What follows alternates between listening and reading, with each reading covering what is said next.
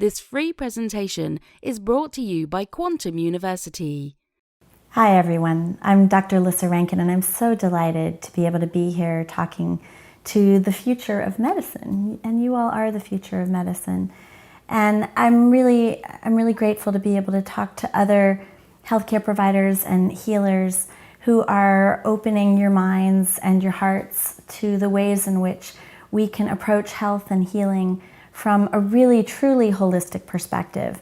And I'm always a little reluctant to even use words like holistic or integrative or even quantum, because we tend to have a lot of associations with those sorts of things. And what I call it is whole health, because for me it's not just about the body, it's about really taking care of the whole being, truly mind, body, spirit, and energy fields.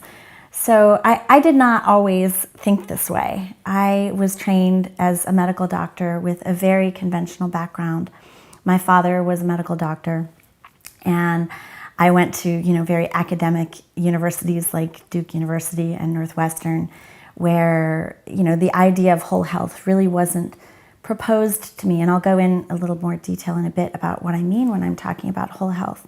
But I was very conventionally trained to think that the body is a mechanistic system, and that, as a doctor, I am in control of the body as much as anybody can be in control of the body, and the patient has very little to do with this, and cure is dependent on me, the doctor, and this requires things like, pharmaceuticals and surgeries, various treatments of the Western medical variety that, in the best of scenarios, will lead to cure of disease.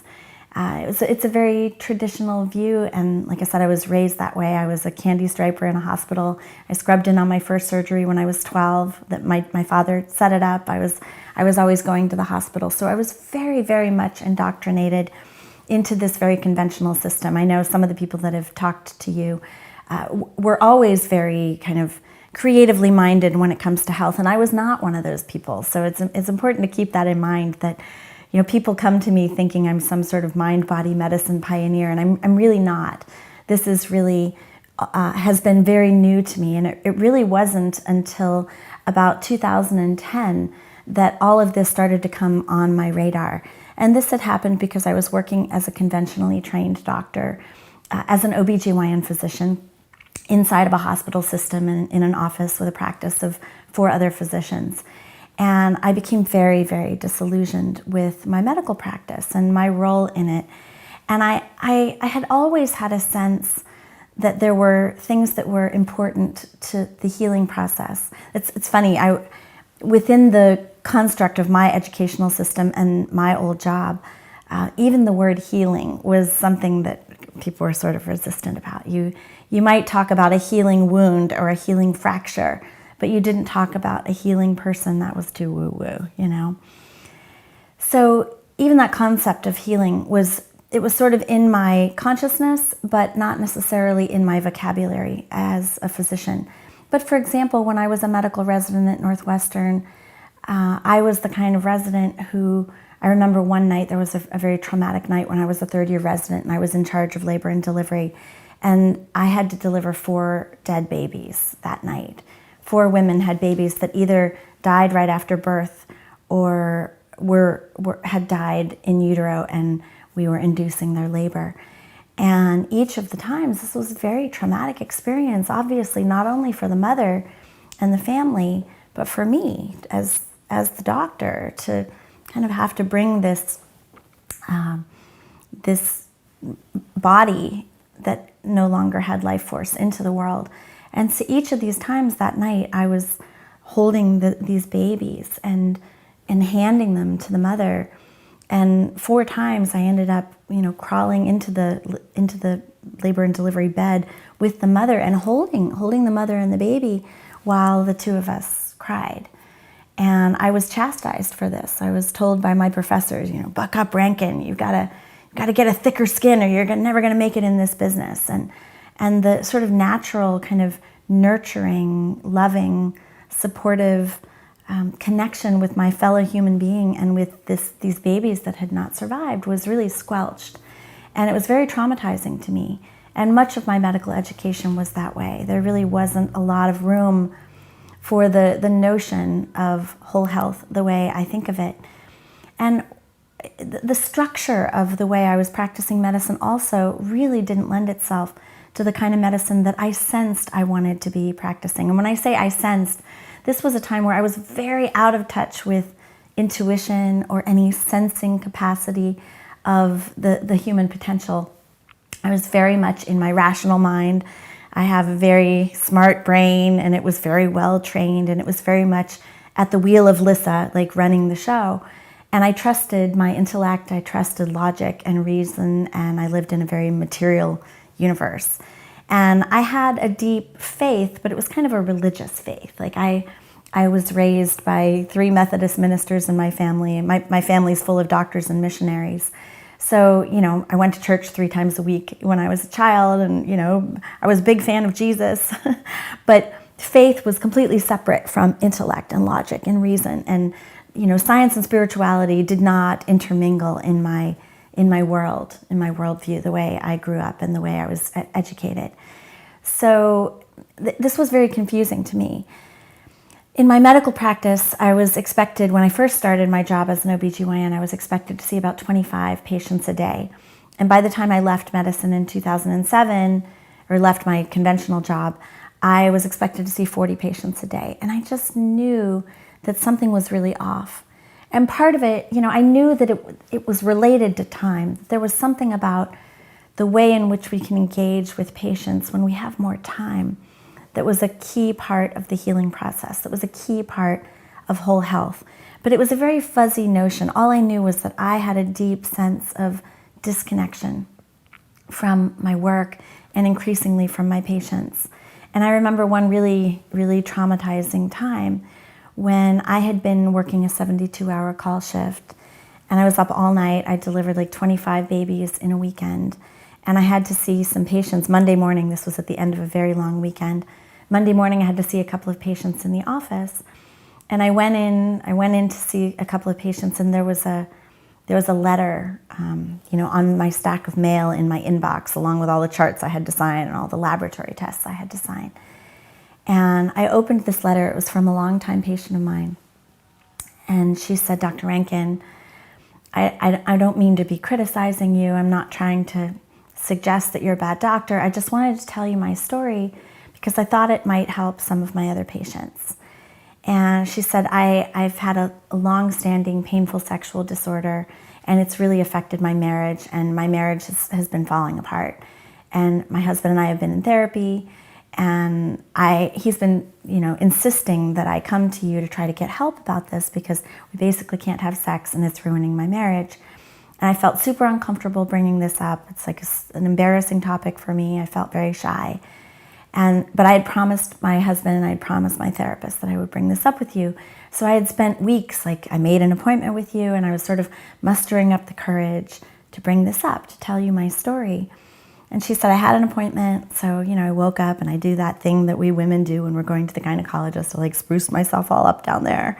And I put on my favorite dress, and I kind of calmed myself down. I was sitting in your waiting room, and your nurse came after I'd been waiting for an hour, and, takes my vital signs and puts me in the room and makes me get undressed. And here I am feeling more comfortable in my clothes, but I have to put on this robe and I have to put on this paper gown and this paper sheet, and I'm cold and shivering, and I'm waiting for another half an hour in the waiting room for you.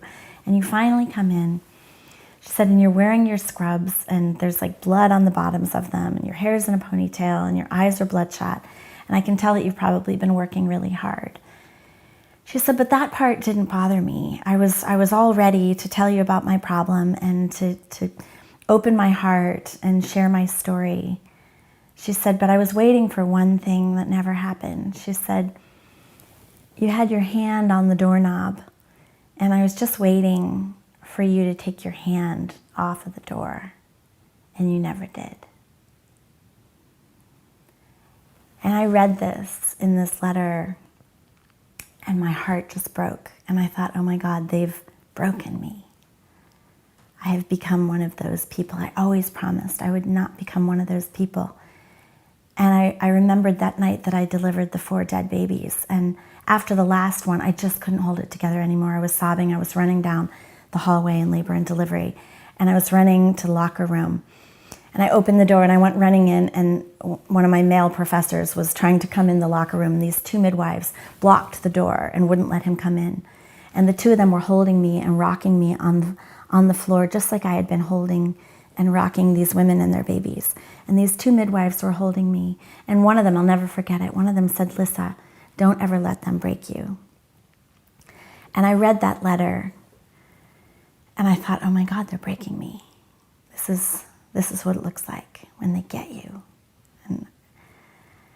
And I got in my car after I read that letter, and I went to the grocery store, and I was trying to buy some yogurt for breakfast. And the only thing that was keeping me from my very well-deserved bed was this teenage boy who was trying to swipe my yogurt at the grocery store, and he couldn't get it to scan.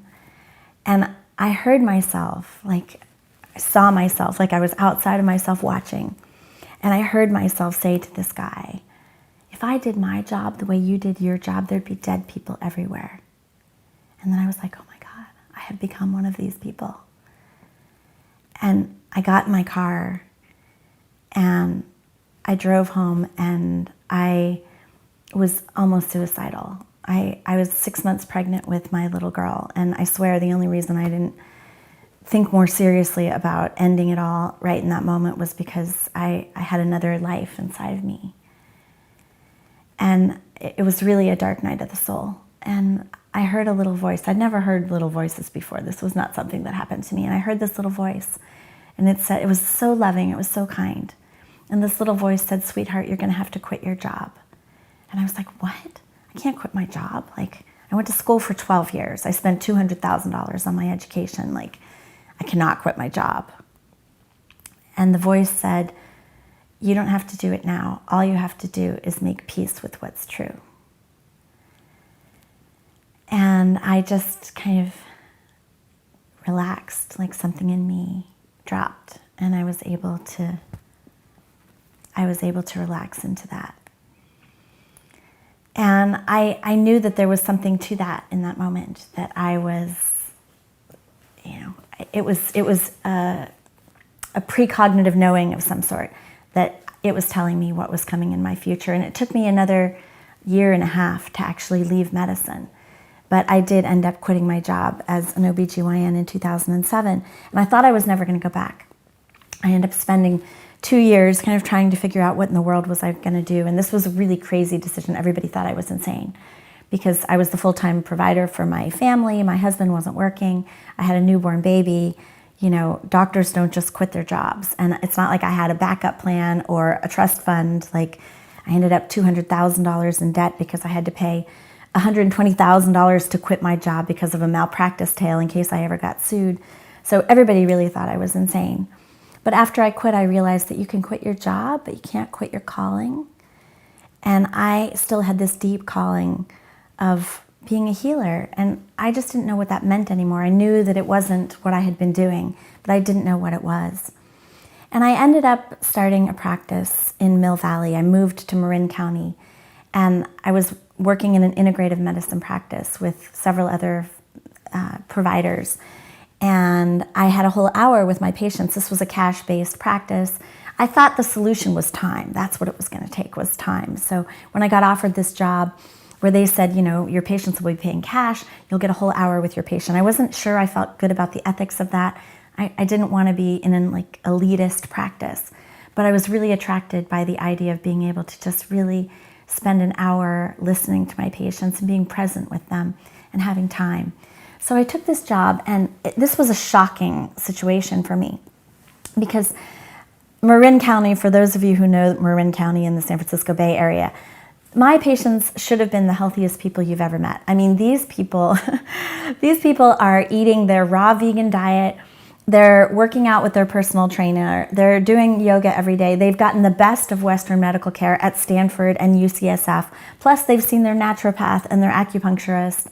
And I swear to you, these were some of the sickest people I've ever met. They had charts this fat, and lists of diagnoses, 10 times over. And these were the kind of diagnoses that as a Western trained physician, you kind of do this when you see the list, because it's, chronic fatigue syndrome and chronic Lyme disease and reflex sympathetic dystrophy and all these chronic pain disorders like fibromyalgia and terrible severe allergies and irritable bowel syndrome and like all the things that Western medicine really doesn't know very well how to handle. And so I would read these patients' charts, and they had had every lab test done. And so I ended up just asking my patients, I just started talking to them. I just started asking them questions. And I would say things like, what is your body saying no to? Or what does your body need in order to heal? And my patients started giving me some shocking answers. They started saying things like, my body is saying no to my career. Or my body needs me to move to Santa Fe. And I'd say, well, why Santa Fe? And they'd say, I don't know, every time I go to my vacation home in Santa Fe, all of my symptoms go away. And people started saying things like, I need to quit my job. I need to leave my toxic marriage. I need to finally put my mother in a nursing home. I need to go to art school, finally. And I would say, well, let's play a little game and pretend that you did all those things and you were cured. Would you do it? And they'd say, oh no, I can't do that. That would be crazy. I can't do that. But some of my patients were really brave, and they started doing really extraordinary, risky, brave things. And they started having spontaneous remissions from, some of them from diseases that I thought were incurable. And I didn't know what to make of this. I had never heard of people having cures from incurable diseases. And I started doing research, and I came across the Spontaneous Remission Project at the Institute of Noetic Sciences. And this is a database of over 3,500 case studies in the medical literature of patients who had spontaneous remissions from seemingly incurable illnesses. And in the project, they defined spontaneous remission as somebody who was cured from a disease either with no medical treatment or with medical treatment that was deemed inadequate for cure by the physicians. And these case studies in the medical literature, most of them were written up by physicians as sort of medical curiosities or medical miracles. And I got really curious, like, what was happening? What were these patients doing? And was there something that we could learn from these patients? None of the case studies said what the patients were doing. Like, was this just luck? Was it something supernatural? Like, what was happening? And this led me down a rabbit hole. And I started researching spontaneous remissions. And this led me to study the placebo effect, which I know many of you know about. This idea that in the medical literature, anywhere between 18 and 80% of patients get better in clinical trials when they're given a sugar pill or a saline injection, or most effectively a placebo surgery, a fake surgery. Well, this was shocking, and this led me to study the nocebo effect, which of course is the opposite of the placebo effect. And this is when we find in clinical trials when patients are given a placebo or a medical treatment, and both the patient and the practitioner are usually blinded, so the patient and the practitioner don't know who's getting what. And so we have to warn the patients, you may be getting these side effects. These are the side effects that are associated with the drug that's being studied. And many of the people who are getting nothing but a sugar pill have the side effects of that drug. So we discovered that there's something about belief that's tied up in patients getting better or patients getting sick. And so I ended up writing a book based on the research. And I won't go into all of the research, but if you're curious, if you're one of those nerds and skeptics like I was, my book, Mind Over Medicine, details in great detail all of the scientific literature. And this is not from woo-woo journals. This is from very mainstream medical journals like the New England Journal of Medicine or the Journal of the American Medical Association. Well-researched data demonstrating that some combination of positive belief and the nurturing care of a healthcare provider, somebody in a white coat that we've given a lot of authority to, who is caring and loving, that when we combine that positive belief with that nurturing care, which is how I define the placebo effect, that something happens to the physical body that can look like a miracle, and maybe it is.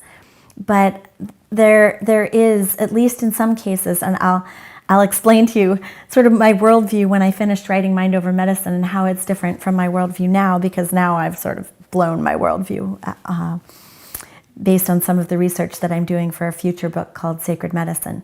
But I'll start with explaining to you what I learned from Mind Over Medicine, and then I'll go a little into what I've learned from Sacred Medicine.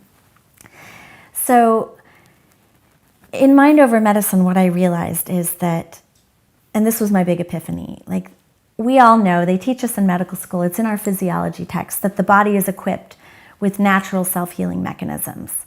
We know that we make cancer cells every day, that the body is exposed to fungi and bacteria and viruses, and we fight off these infectious agents every day. We know that proteins break and that we have natural aging things that are going on, but we have built-in anti-aging mechanisms. We have a very strong immune system that can fight things off. So we know this. But what I didn't realize is that the efficacy of these self-healing mechanisms is dependent on the nervous system.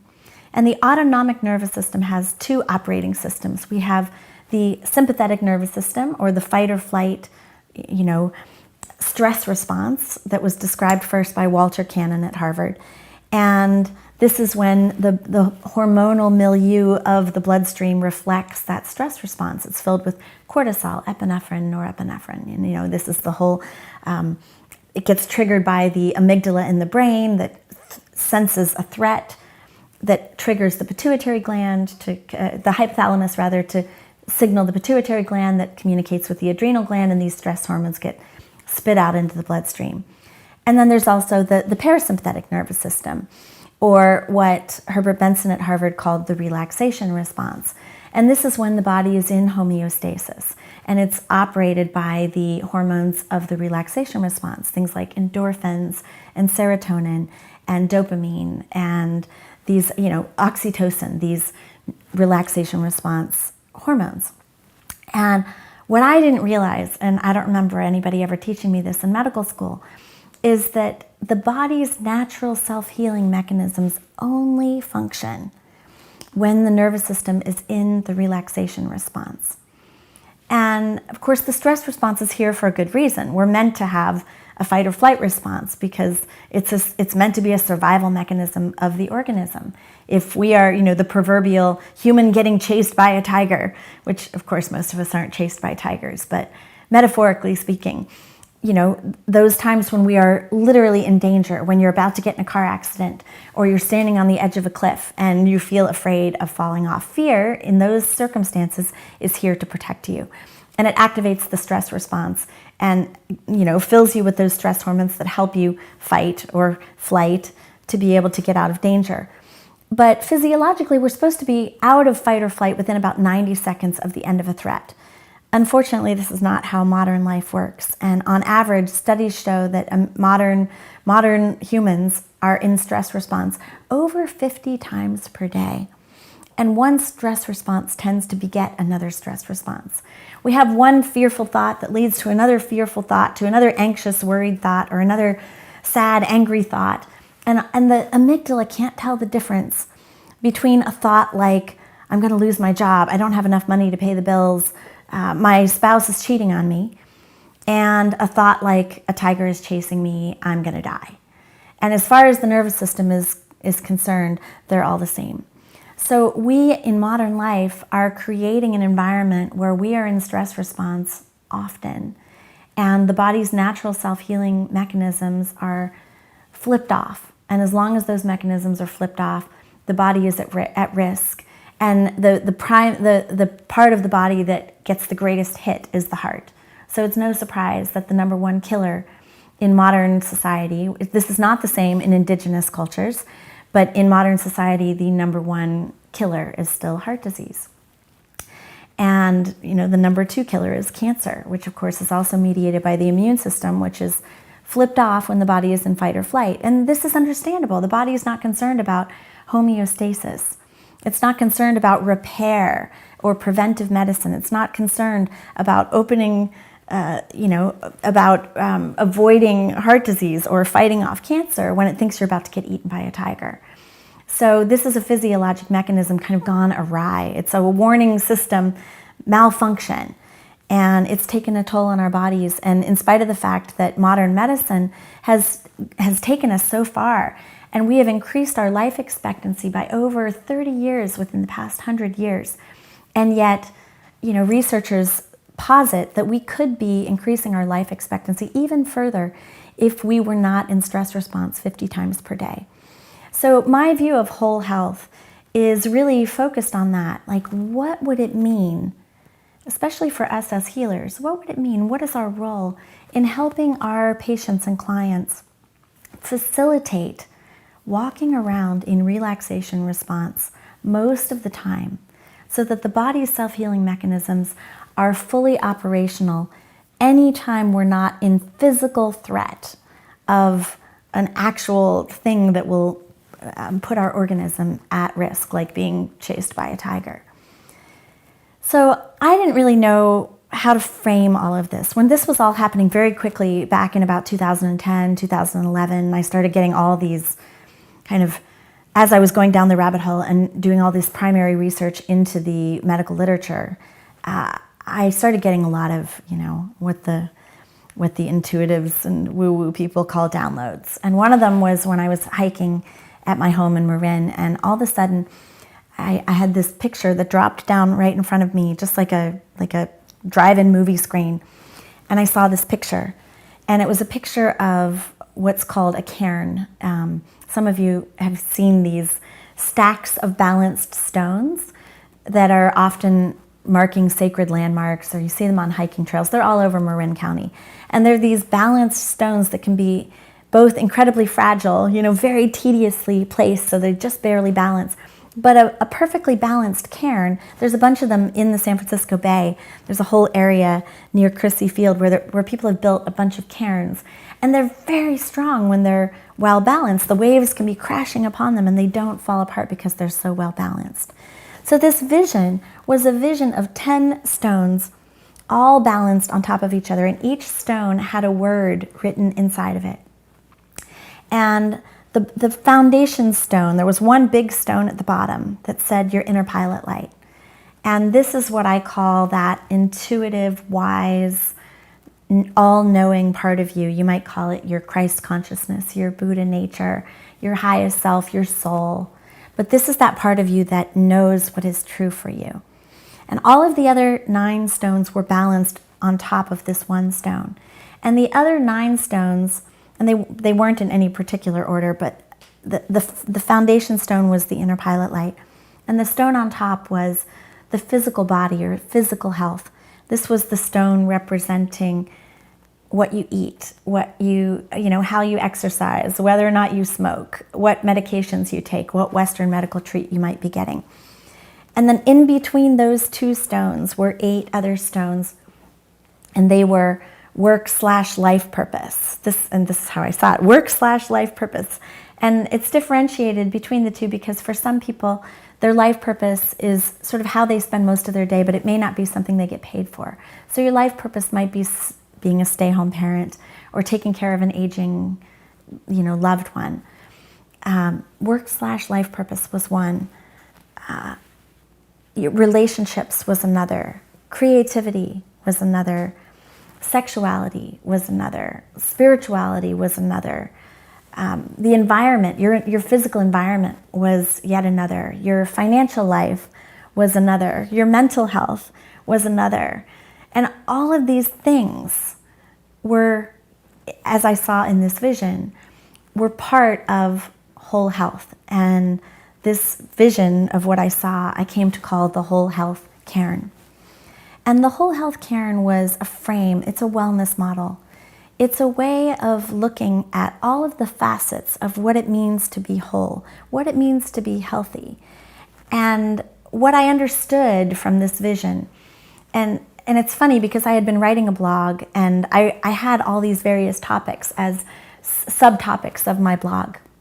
And I would write about health as it relates to work, or health as it relates to your relationships, and health as it relates to your creativity.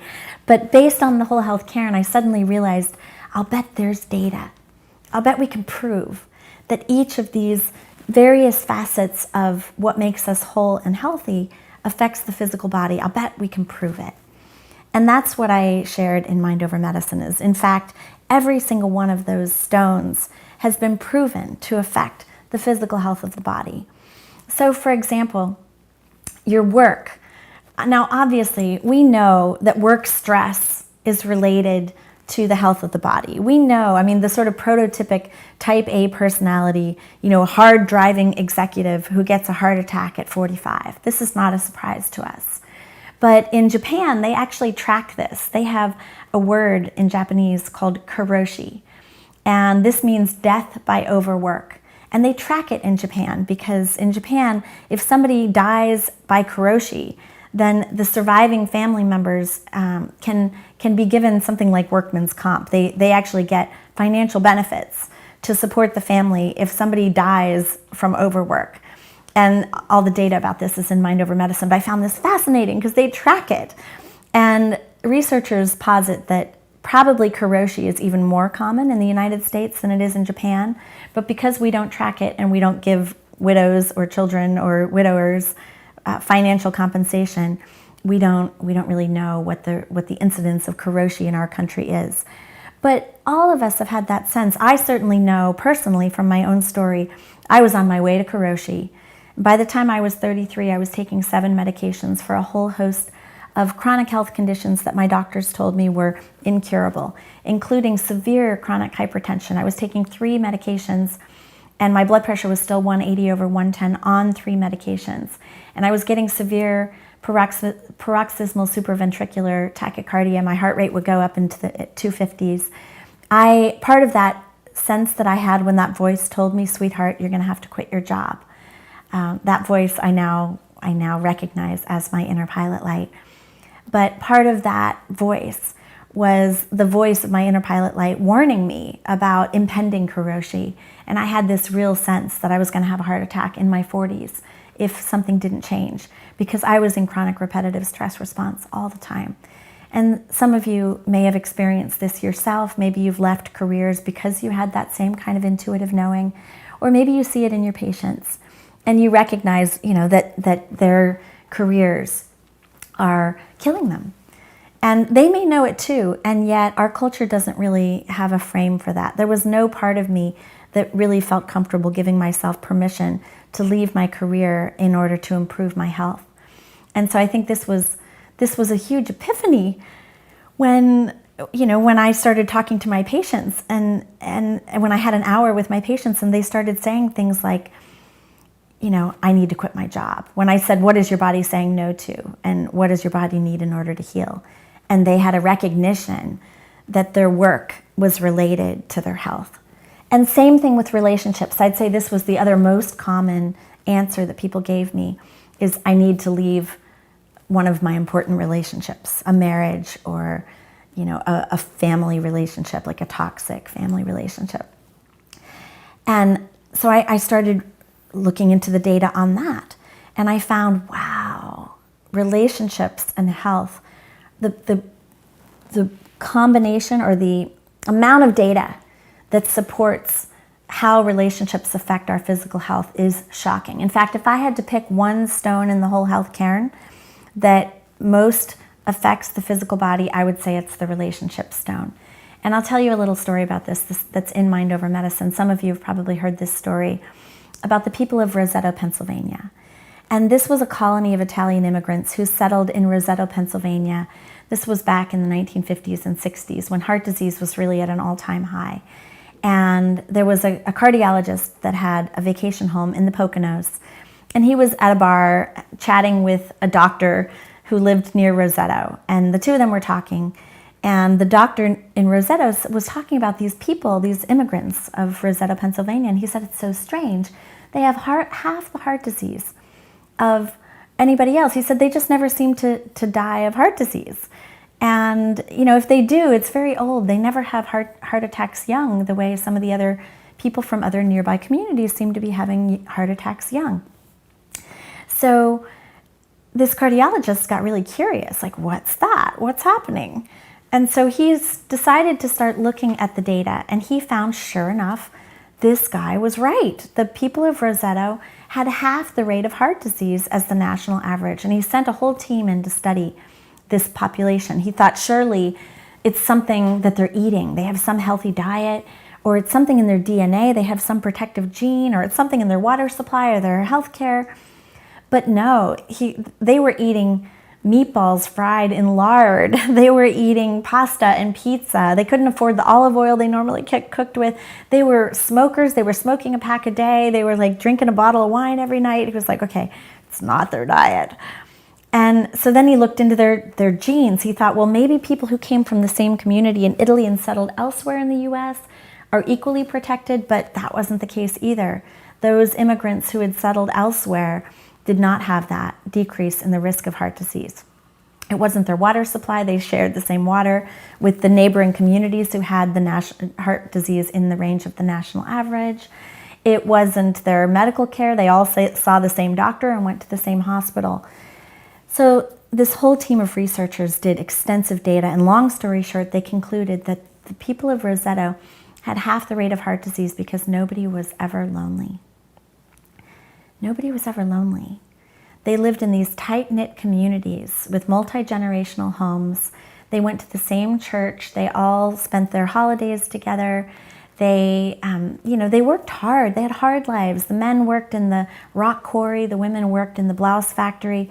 But after their long day at work, they'd get together at each other's house. They'd go to one person's house for a glass of wine and another person's house for a glass of wine. They had a lot of love and support and community. Nobody was on welfare. Everybody, if somebody was down on their luck or something difficult happened to somebody in their community, the community took care of each other. You compare that to a single mother in our society where, she wakes up in the morning. If she doesn't have good social support, she wakes up in the morning, she's got to get herself ready for work. She's got to get the kids ready for school. She sends the kids off to school. She goes to her work. She gets a call from the school nurse. One of the kids is sick. She's got to go home and take care of the child. But what about her job? And how is she going to have time for self-care? And what about her relationships? The number of stress responses that single mother is going to experience in an average day is extraordinarily high. Whereas these people in Roseto, they were taking care of each other. They felt like they could relax into the community, into the loving support of the community. They had a deep faith. This turns out to be another thing, that people who attend religious services on average live 10 to 14 years longer than people who don't. And it's probably not so much about, going to church or going to temple or going to the Dharma talk at the Buddhist center. It's probably more about community and about the relaxation responses that come when we have a deep faith, when we trust in something larger than us, when we believe that there's something larger than us protecting us. And I learned a new word recently. I love it. It's the word pronoia. And this is the belief that everything in the universe is conspiring to protect you. It's the opposite of paranoia. And you can imagine if you're paranoid, you're in chronic repetitive stress response. Like you're in fear all the time. And the link between fear and disease, my latest book is called The Fear Cure. And it's all about the scientific data that links fear and disease, but also what we can do to let fear cure you. It's sort of a misnomer, the fear cure. It's not about curing fear, because fear can actually be very beneficial, but about coming into right relationship with uncertainty so that we're not afraid of that which we don't know, and we're not afraid of that which we're grasping and not wanting to lose. So I think people who have pronoia, and often people that have deep faith, have a sense of everything in the universe is conspiring to support me, that there is a loving higher power, either within yourself or transcendent outside of yourself, that loves and supports and holds us and guides us and protects us and gives us spiritual guidance through intuition. And when we are able to really lean into that sense of something larger has got me, this is very relaxation response inducing. And certainly spiritual practices are also relaxation response inducing, things like meditation or prayer. Even just singing with the church choir or sitting in church services. For many people, this is a relaxation response inducing event. So there's a lot of data that links spiritual practice with longevity as well. And all of these stones have been linked. Creativity, there's a big link between people who express themselves creativity and health. There's many links between worldview, optimism versus pessimism, that link these two things. Pessimists are much more at risk of all diseases, but particularly heart disease. Optimists have a 77% lower rate of heart disease than pessimists. And this is something you can learn. If you're a pessimist, you don't have to be forever a pessimist. Martin Seligman wrote a book called Learned Optimism, and I summarized some of his work in Mind Over Medicine. We can learn to be optimists, and this can actually increase our life expectancy and put the body into relaxation response to make the body ripe for miracles for those who are dealing with chronic illness or are facing, a cancer threat or a heart disease threat to their life. So creativity is linked, spirituality is linked, relationships and work are linked to health. There's a link between finances and health. This is something people don't often think about, but of course this makes sense. If you're constantly afraid about money, if you're constantly having fearful thoughts about money, this is going to put the body in distress response and reduce the body's natural self-healing mechanisms. And all the data on that is also in Mind Over Medicine. Obviously, your environment affects your health, not just, whether you live in an environment that has mold in it or whether you live in an environment that has heavy metals. But whether your environment induces relaxation response for you. Right now I'm filming this. I live right on the ocean in Northern California where the Redwoods and the mountains meet the ocean. It is very relaxation response inducing for me to live in this tiny little community right by the ocean. And it helps my nervous system. I can feel the difference in my body when I go to New York for work and I'm in New York City compared to when I'm here, in this tiny little West Marin town. It's very calming to my nervous system to have an environment, not just this town, but the way my house is. This is where things like Feng Shui come in. So I found it helpful to ask my patients, is your environment facilitating your healing process? And one of the things I often will ask patients to do is to create a home altar, even if it's just a coat closet, that they turn into a private little space that they can turn into a center of healing. To be able to have just one corner of your living environment that is a space of healing that can induce the relaxation response, can facilitate this. So mental health is obviously a huge stone in the whole health cairn. And there's tons of data on this. There's a whole chapter in Mind Over Medicine about how happiness is preventive medicine, but also happiness can facilitate spontaneous remission.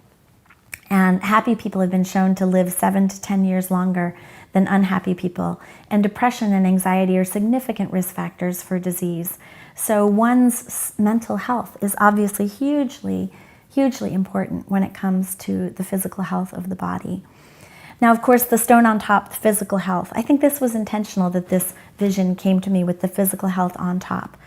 Because in fact, physical health, how we take care of the body physically is still important. What you eat, whether you exercise, whether you smoke or drink or use drugs or have other kind of toxins coming into the body. These things are important, but I did a TEDx talk that's had, I think, about 1.2 million views at this point. And I started it with a shocking statement. I said, what if your body what if caring for your body is the least important part of your health? And what I meant is, what if caring for your physical body, what if this physical health stone is the least important part of your health? And this is obviously a controversial and shocking statement, but what I meant is that if you look at the data, researchers suggest, for example, that loneliness is a greater risk factor for your health than smoking or not exercising. And the people of Roseto suggest this to us. They're eating meatballs fried in lard, they're smoking a pack a day, they're drinking a lot, and they had half the rate of heart disease. And most of them were dying of old age when they looked at the death records. They had very low rates of cancer. They had very low rates of heart disease. And the people of Roseto, the interesting thing I found about this data, I didn't finish the story before. As the children grew up in that community, and the people of Roseto wanted to create a better life for their children, the American dream. And these children grew up and went to college, and they married people outside of the community, and they left the community. And the people of Roseto started moving into the suburbs, and they started having to call each other in order to drop by and make appointments instead of just dropping by. And they quit having communal dinners together. They quit cooking together. They quit spending their holidays as a community. They quit going to church. And by the 1970s, the rate of heart disease in Roseto had come back to the national average. And I think that's so sad, but so telling. And I think if we look at our culture, this is very much what's happening in our culture. We think that making the body healthy means eating a healthy diet and exercising and taking our medications and getting our screening lab tests and seeing the doctor once a year. And maybe for those forward-thinking people among us, it means going to yoga or doing a meditation practice and some of these other things. But the reality is, if you're in chronic repetitive stress response whenever you're not meditating, if you're in chronic repetitive stress response because of your rigid diet, if you're in chronic repetitive stress response while you're working out with your personal trainer, none of those things are going to help. I'll say that again. If you're in, no amount of kale is going to counteract the toxic effects on the body of being in chronic repetitive stress response. The single best thing you can do for your clients and patients is to facilitate them coming into relaxation response as much of the day as possible. Every day, all day, every day. And what is that going to take? What are they going to have to do? And so I created what I call the 6 steps to healing yourself. And I teach this program to doctors and other healthcare providers in the Whole Health Medicine Institute. And we have incredible faculty, some of the same faculty that are here at Quantum Medicine University, and many of these mind-body medicine pioneers who are teaching these healthcare providers about how to facilitate this in our patients. And these 6 steps, I'll run through them for you. But number 1 is belief. If your client or patient does not believe that cure is possible, they cannot get better. So the minute we use, as providers, the minute we use language like incurable, then we make it impossible for our patients to be able to open their minds to miracles.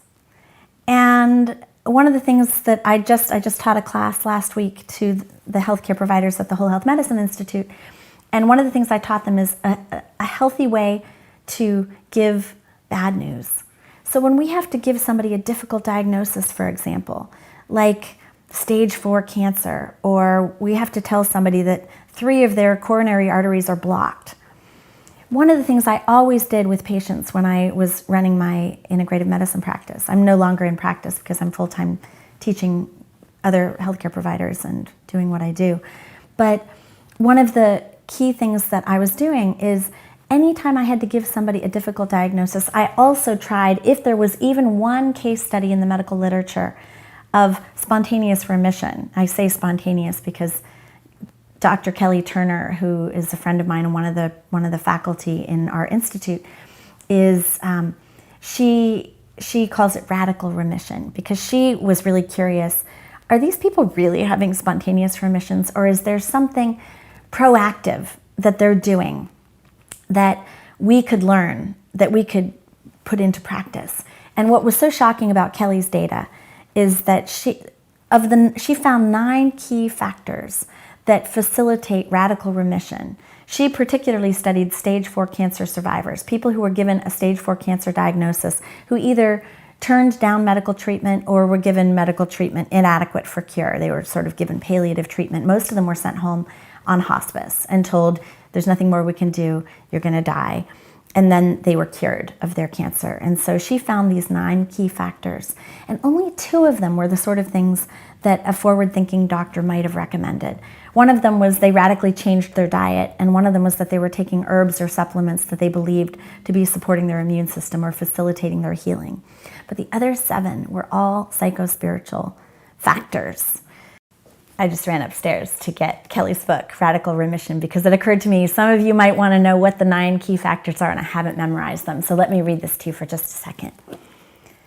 So radically changing your diet, we talked about, and using herbs and supplements.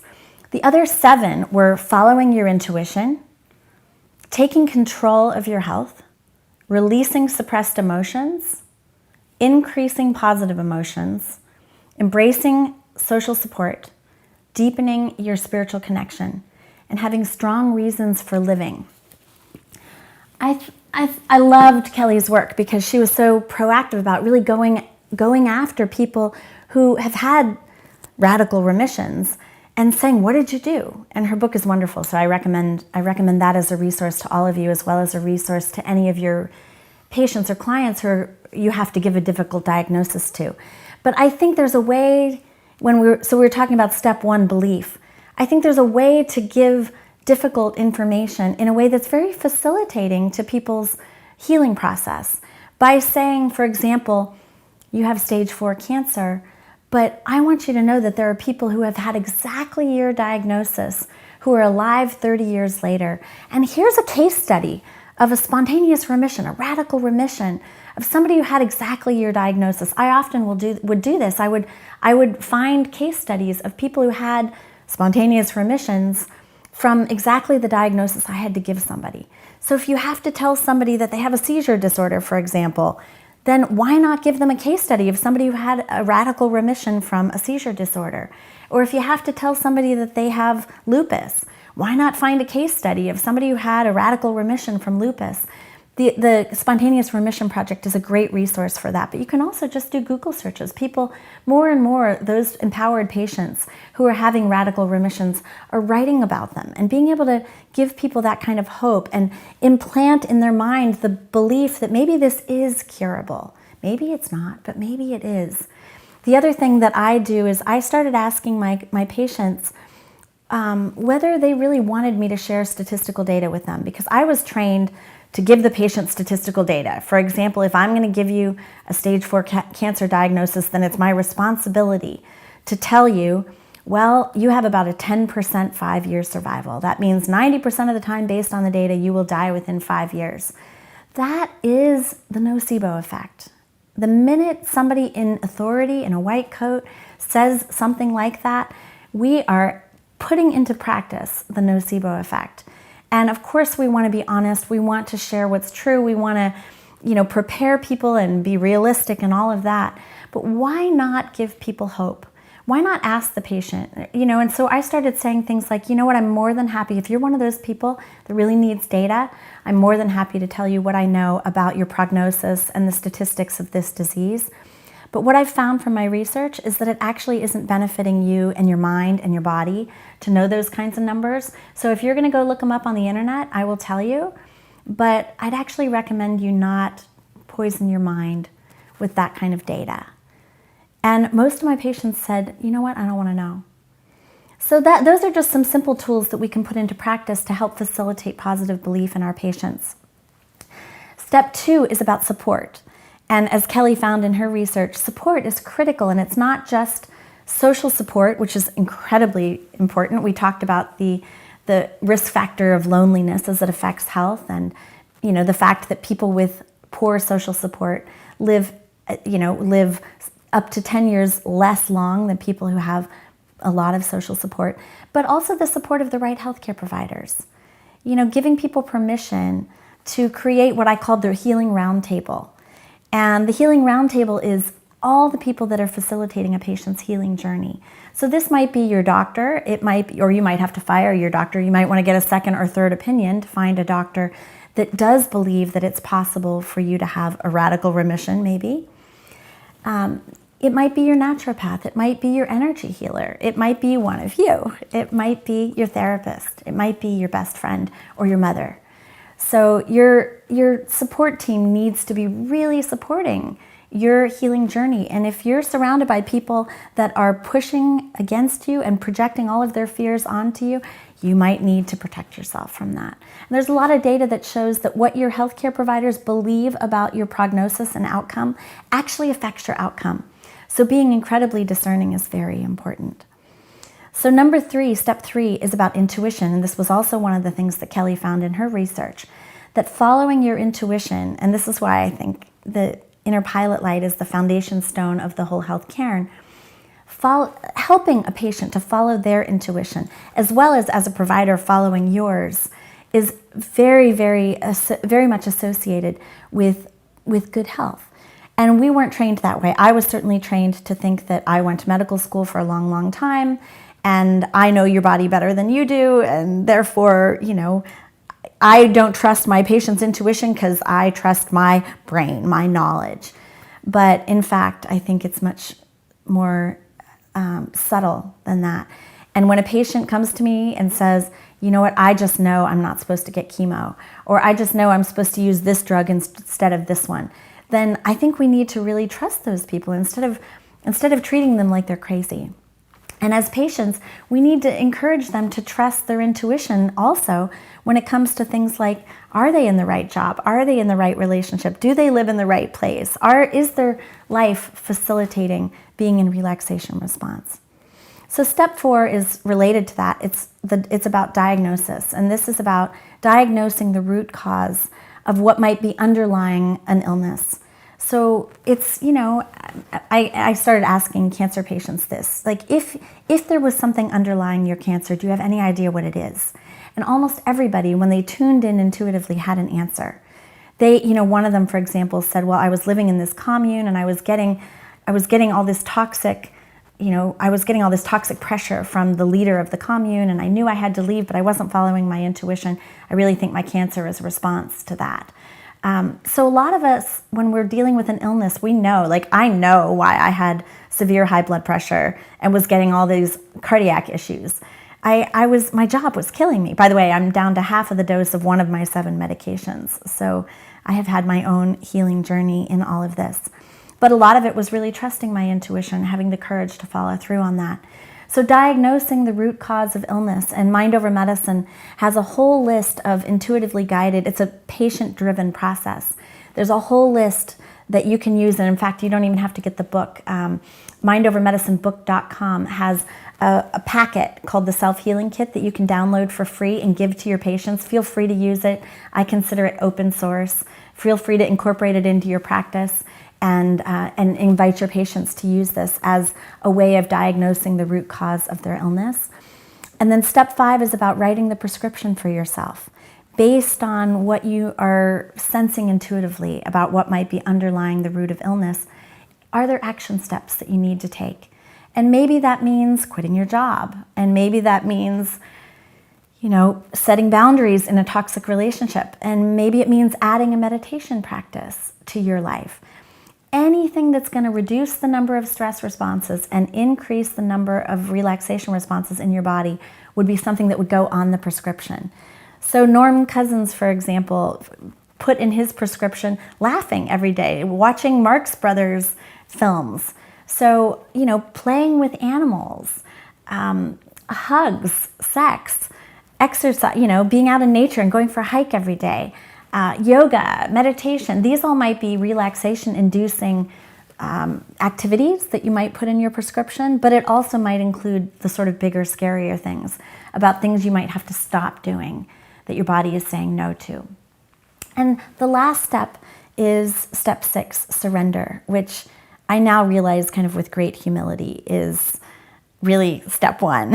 And surrender is really about knowing that we can do all of these things, and ultimately it is not up to us whether we live or die. It's not up to us whether our patients live or die. And we can do everything right and still not survive. And every single one of us is going to die. And letting go of attachment to cure is a really difficult thing to talk to patients about. And as healthcare providers, it's a really difficult thing for us to come to terms with. What does it mean to let go of attaching to cure? What if I am not in control? as a doctor? What if you are not in control as a practitioner? What if it is not up to us to cure anybody? What if God is in control? What if some higher power ultimately is in control? Some force of the universe is in control and we are not. And maybe on some soul level, we choose these illnesses because our souls are here to grow and learn. And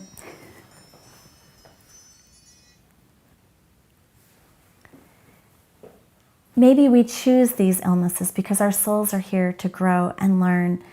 And maybe it's supposed to be that way. So we don't know. Why does one person get cured after putting into practice the 6 steps to healing yourself and somebody else doesn't?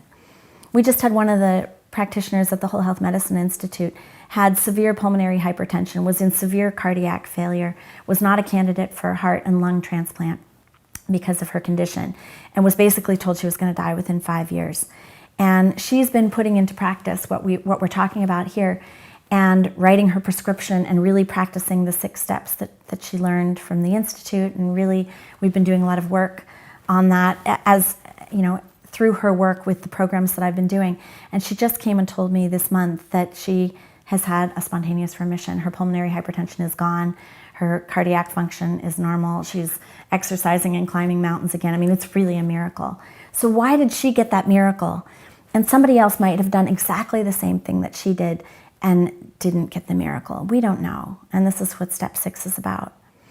So I'm almost out of time, but I wanted to just briefly share with you a little bit about what's really exciting in the future of medicine, which is that I'm now studying sacred medicine, and I've been traveling around the world studying with shamans, Karo shamans in Peru, with a Qigong master from China who grows herbs out of the palm of her hands. I've seen this. I have it on video. I've seen it 5 times now. I've been working with kahunas in Hawaii and energy healers in the United States. And I'm about to go to India, and I'm going to Bhutan, and I am absolutely getting my mind blown, because what I used to think, I'm going to go see John of God in Brazil. You know, I used to think, this was my theory after I researched mind over medicine. I thought all of these, you know, miracle healers were creating a mega placebo. If you define placebo as positive belief plus nurturing care, then if you go to John of God, everybody has positive belief. You're in a community of people who are sharing this positive belief. There's the nurturing care of this healer and all the other nurturers that are in this environment. Everybody's wearing white. You're eating this special diet. You're sitting in meditation halls. You're in relaxation response.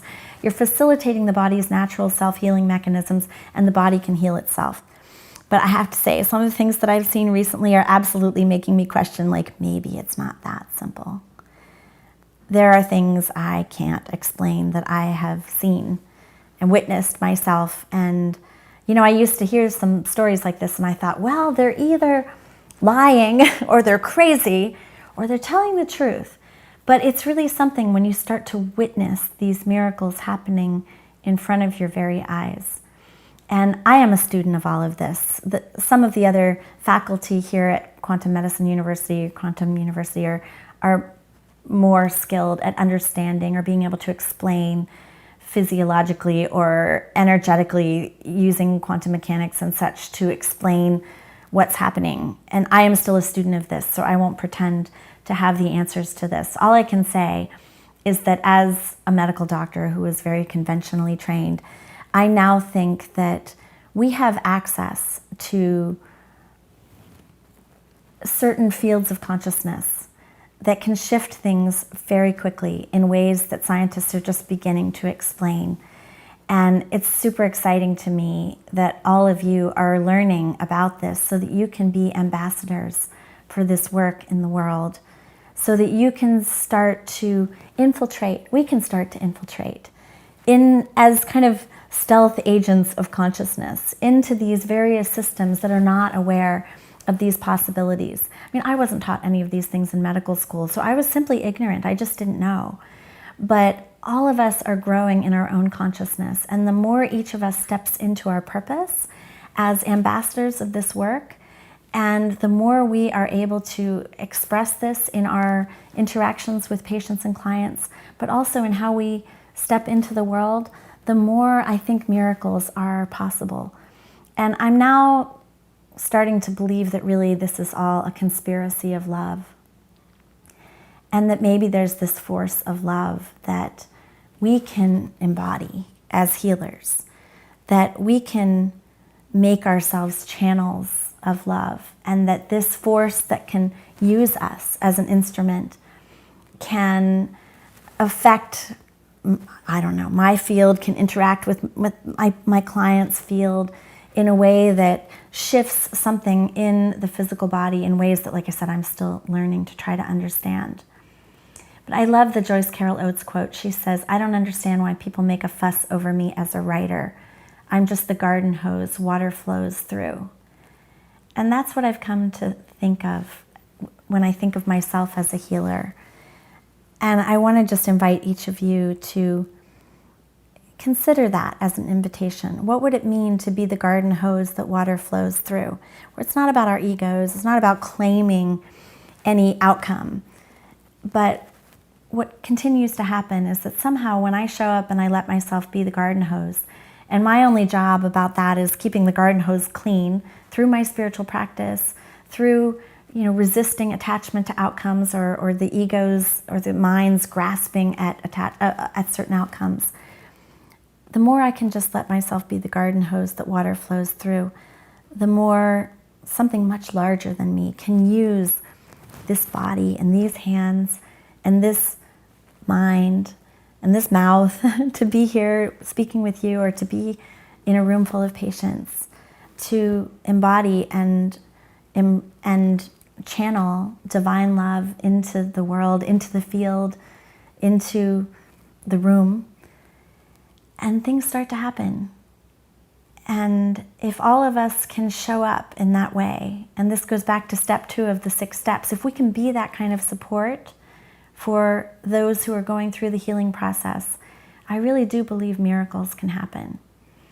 And I think, I call it the 6 steps to healing yourself, but I think really it's sort of a misnomer to call it self-healing, because what I should say is the body can heal itself, but none of us can do it alone. We all need that loving, supportive container of safety and trust and shared positive belief, of somebody who says, I'm here with you and you are not alone, and I believe in you, and miracles happen all the time. So I'm gonna close with that and just invite you to allow yourself to be a vessel for miracles and see what happens. So thank you, each and every one of you, for the service, the sacred service that you do in the world. And thank you for being part of my tribe. Namaste. Are you ready to take your health and wellness career to the next level? Have you always dreamed of having a career in natural medicine? Do you need to expand and protect your professional health practice with proper credentials? Then take the next step and start an exciting, successful and meaningful career by enrolling in an online degree program in natural and integrative medicine at Quantum University.